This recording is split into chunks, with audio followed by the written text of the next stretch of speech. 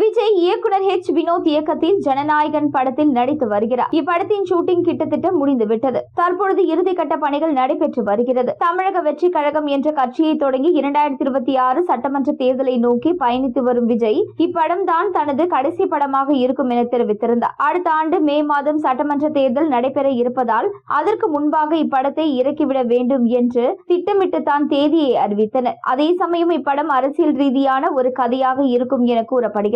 இப்படத்தில் ஒரு பாடலை விஜய் பாடியுள்ளார். இதன் மூலம் விஜயின் குரலில் கடைசியாக வெளியாக போகும் பாடல்தான் இது என தெரிந்த ரசிகர்கள் எமோஷனல் ஆகி வருகின்றனர். ரசிகர்கள் மட்டுமல்லாமல் பாடல் பதிவின் பொழுது கண்டிப்பாக விஜயும் எமோஷனல் ஆக இருந்துள்ளார். இதுவரை தமிழ் சினிமாவில் 40 பாடலுக்கு மேல் பாடியிருக்கும் விஜயின் கடைசி பாடல் இது என்பதால் கண்டிப்பாக விஜயும் பாடலை பாடி முடித்த பின் சோகத்தில் இருந்துள்ளார். என்னதான் தளபதி எமோஷனலை வெளியே காட்டாமல் இருந்தார் என்றாலும் உள்ளுக்குள் கண்டிப்பாக எமோஷனல் ஆகி ஃபீல் பண்ணியிருப்பதாகவும் கூறப்படுகிறது. அவர் பாடிய பாடல் தான் தீபாவளி விருந்தாக வெளியிட திட்டமிட்டிருந்தனர். ஆனால் சமீபத்தில் நடந்த சோக நிகழ்வால் தற்பொழுது ஃபர்ஸ்ட் சிங்கிளை தள்ளி வைத்துள்ளனர். எப்பொழுதும் தீபாவளி பண்டிகையில் விஜய் படத்தை பார்த்து பழகிய ரசிகர்கள் இனி தீபாவளியில் விஜயின் நடிப்பில் ரிலீஸ் ஆகும் படங்களை பார்க்கவே முடியாதோ என்ற வருத்தத்தில் இருக்கின்றனர். பெரும்பாலும் விஜய் ஜனநாயகன் படத்திற்கு பிறகு மீண்டும் நடிக்க வாய்ப்பில்லை என்பது போல்தான் பேசப்படுகின்றது. அப்படி இருக்கையில் ஜனநாயகன் தான் அவரது கடைசி படம் என்பதால்